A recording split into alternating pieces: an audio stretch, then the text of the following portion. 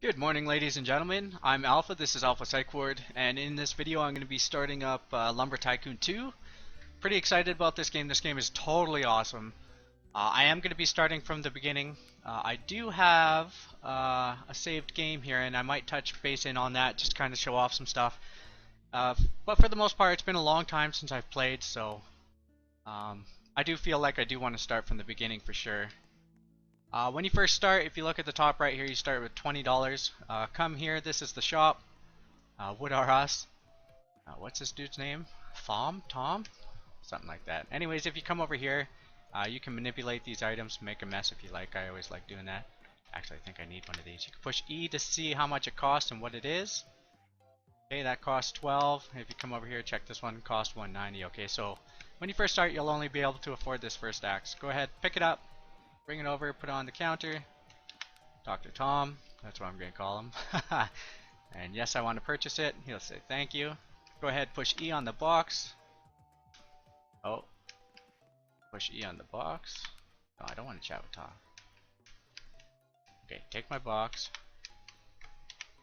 There it is, open box. I'm struggling. Push E to pick it up. There we go. So now you have an axe. So basically the whole game is you want to come and find these trees and you chop them down. At first you're just going to throw them straight into the wood drop-off area here. And then later on when you buy land you're actually going to be able to get a sawmill, and it's best to run it through the sawmill. To chop you just click, and if you get the right rhythm, there we go, you continuously chop just like this.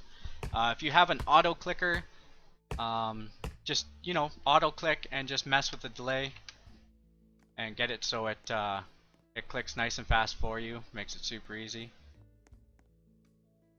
So these ones here, it's just got to fit in just enough so it gets in pretty much. So we're just gonna drop it in as such. It should take the whole thing or glitch out and give me nothing. That's cool too. Okay. There is no sprint in this game, unfortunately, so you just gotta lag everything on foot. Can take a while. Hopefully this tree goes a little better than that tree there. And like I said, the auto clicker is really good. Really good. There we go. Oh, why are you... There we go. So basically the point of this game is you chop down trees. You either mill it or just turn it in straight up, and you get money, and then with that money you can buy different stuff. You can buy property, you get into conveyors, sawmills, chop saws, a lot of electrical circuits and stuff like that. I will definitely be getting into a lot of that and try to make some sophisticated stuff. That's one of the awesome parts to the game. No. Okay, hold on. Let's just chop this off, then it'll go. Game is a little bit buggy, a little bit glitchy, but that's just because there's so many physics that go along with it. There we go, and you can see I'm earning money up top there. So let's just quickly head back into the store. Let's see what some of the stuff costs. Actually, if you come over here, this is the second store. This is where you buy land. Once you start buying land, then you'll actually start being able to purchase some stuff to put on your land. We're gonna go through that really quick here. Okay, talk to him. So you want to get some land? Yes, I do. How much? Okay, $100 for your first piece, and then it keeps increasing. We don't currently have $100, so we'll get back into that. So one thing to kind of note, if you have a piece that's not going to fit into your mill once you get it, or into the wood drop-off point, if you look, these two branches are being held onto this trunk here, but if you want to just make it quicker, if you hit this thing right on the edge, right like that, and then you just follow that cut all the way through, that'll actually save a bit of material, but what it'll do is it'll separate everything really nice, so you don't have like little stubs sticking out and you don't have to like chop off anymore. Everything will be separate just like that. Another thing too is like you can see that blue dot, that's where you technically pick up the piece. That's always a certain distance from you, or it tries to be. So another thing you can do is when you pick up a piece, you can hold shift and then WASD to actually manipulate the piece however you want it. This is good for when you're loading your truck. I use this all the time. And there are vehicles in this game, I'm sure you're aware. A lot of this is probably just review for some of you guys, so just bear with me. I will get into more technical stuff as it comes. But, you know, you gotta start somewhere, right? So, this is just the beginning. Okay, so I do have enough for a piece of land, however, that's all I have money for, so I'm just gonna go ahead, keep chopping trees, keep earning money, and then that way when I buy the land, I should be able to get something useful with it as well. Alright, so there we go. I'm about, I don't know, 4 or 5 trees in. And I now have enough money to buy property and also my first mill. So we're going to go ahead and do that.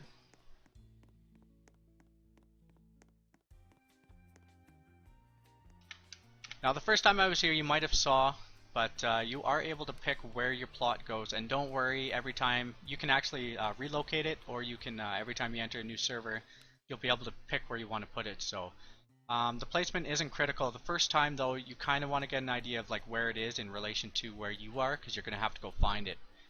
That could be kind of confusing. It spins around and you can kind of see where it's related to. Yeah, and this looks good right here. I want to be, well, this one, or there's another plot. This one here might be good too. I don't have a vehicle yet. That'll be coming in this episode, I'm sure, but I do want to be as close to that, to the wood drop-off point as I possibly can, just to make things a little bit quicker. So yeah, we're gonna go ahead, we're gonna buy it here, and we are gonna purchase for 100. Awesome, there we go. Now also, like I said I've already checked this out, and I should have enough. 130, I got 182, so yes I do. So this is gonna be your first mill, and I'll show you what milling wood actually does for you. I'm sure everybody already knows, but I'm just gonna go through it. You want to buy that. After you purchase something for your area, if you have a vehicle, you just load vehicle, but you got to get it to your area. So I'm just gonna go ahead and walk this over. Alright, here we are. So once you get to your area, just push E on the box, and then that'll allow you to place it. If it's red, obviously it's no good. Just move it around. If you was it E? E is to place. You can push E on it to select it, move it, or destroy it. I don't know why you want to destroy it. R is to rotate, T is to flip, and yeah, just something to keep in mind. If you look on the right side of the conveyor there, or on the mill, you can see that there's a conveyor. That's going to be your front, and then the opposing side is going to be your back. And then later, that'll be important to keep note of that. I'm just going to throw this right on the edge of my property here. Now, this will not be able to mill every tree, because every tree has a certain thickness, right? And that's what's limiting, is how big this opening is. So that's kind of the reason why you have to keep upgrading your mill, is to do bigger and bigger trees, okay? So let's go ahead and we'll mill up this tree.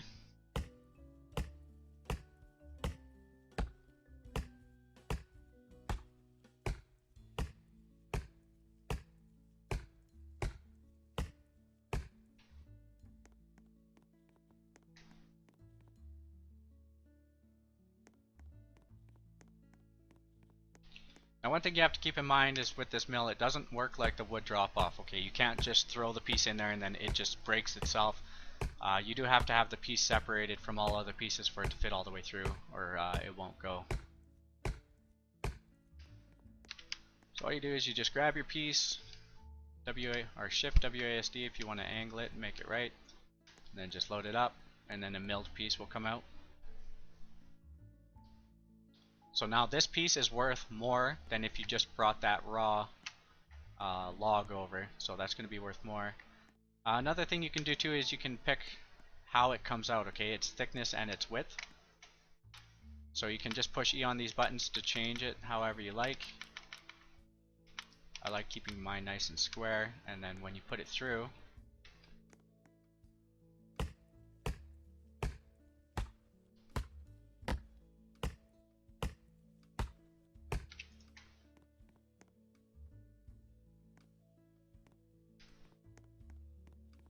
so it'll take that piece and make it nice and fat or nice and skinny, whatever you want to do. So at the start it's going to be a little bit slow. You're going to have to walk your pieces back and forth. There are vehicles, and I'll show you that in just a second. Alright, so we're at 255. We're going to go in here, and I believe this is where the first vehicle is bought. Let's see. Yep, there it is. Let's see what it's worth. 400, so a little bit more work, and then we'll get that. Alright, so I don't want to waste too much time walking back and forth, so I'm just going to keep cutting down trees, milling the biggest piece, and then walking that one piece over until I can earn the vehicle. And then once I have the vehicle, you can load up the back and bring a whole bunch. Alright, there we go. We got enough for the vehicle. We're going to go ahead and buy that right now. And that mill has been making just a world of difference. Everything's worth a lot more. And then this vehicle is going to make that even better because all those small pieces I could just load in as one. Oh no. No!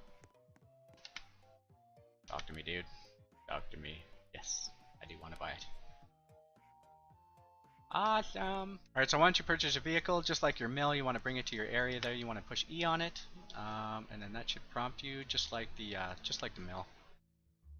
And everything's the same. You just go ahead, place it wherever. It's important to note if for whatever reason, if your vehicle flips or if it loses its wheels or glitches out, bugs out, you can't drive it, it's broken. On the pad here where you put the vehicle, or vehicle pad, there's a button and you can push E on it to respawn whatever it is for X amount of money, okay? Now, the biggest perk to having a vehicle, if you don't already know, is you can, all these little small pieces that you don't want to hand bomb, you could just load up your truck now. You can load up your truck with logs, you can load up your truck with stuff for the drop-off area. Last time I checked, and it might have changed, I'm not sure, but last time I played, it was a little bit glitchy, vehicles and multiple people. You'll get some jerks that jump in the back of your truck and they won't move, and then your truck will pretty much be stuck and you won't be able to do much with it. So yeah, that happens from time to time. Another thing too is if you do have a passenger in your vehicle, sometimes it does bug out and you lose stuff out of the back. Another thing with vehicles, if somebody tried to like jump in it and you're really close to like a wall or a structure, and that person is not whitelisted or not allowed to actually like use your vehicle, it'll like, it's kind of hard to explain, it'll like flip out, it'll like bug, sometimes it breaks and flips, and if there's stuff in the back, like that stuff could fly all over the place. So, and apparently I have a blockage for real. Oh yes, right, so I don't have a conveyor coming off the back end yet. So like I said, this is the advantage to having a vehicle. So you can go ahead, load it up all nice and stuff. This one doesn't have a tailgate, but you can get vehicles with tailgates, and we'll get there. Alright, so this here is why the vehicle is so good. You can load it up, drive over a bigger or a lot more wood. Makes it more worth your time if you do it this way. One thing I've seen is if you do have kind of a laggier computer, these vehicles can be very problematic for you, as in things will just bounce out at random and you'll kind of stutter and it'll shake the vehicle, and it's just not a good time. So hopefully your computer can handle this game. Alright, so I'm at 692. I'm going to go see what the axes cost, because those are definitely worthwhile to invest into. Okay, that one's 190. That's not too bad, but let's see this one here. 550. Okay, and then I think this is the biggest one over here that it's for sale, 2,000. So I'm going to go ahead, I'm going to skip all these. I'm just going to get enough for a 2,000 axe. Alright, so now that I've kind of got the basics of this video down and I'm kind of into the game just a little bit, I did want to do that solo, but from now on I am going to be leaving my server as public. And any of my friends can join. If you're interested in that, let me know. Leave a comment down below with your in-game name on Roblox, and I'll add you. And basically the way this is going to work, because I know a lot of people do want to kind of come game with me, so if you're interested in that, it's going to be you know, first come first serve. If you get in here, that's cool, but I'm not going to like try to kick people out just to try to get more people in here, right? So, you know, if you see me online, if there's room, feel free to come join me for sure. You can help me out, you can do your own thing, doesn't matter. And yeah, that's just kind of how that's going to go. Alright, so now that Teddy's in here, he doesn't know it, but he's actually going to help me out. One thing you can do in this game, and I'm sure everybody knows, but I'm going to just go through it just in case. You can click menu and you can whitelist somebody. Whitelist means that that player has access to your vehicles, they can use your sawmill, they can respawn your vehicles, they can move stuff around, and they can steal stuff, so just keep that in mind. I do trust Teddy though, and you can unclick him to unwhitelist him. Next thing you can do is if somebody's like kind of messing with your stuff or you don't want them on your place,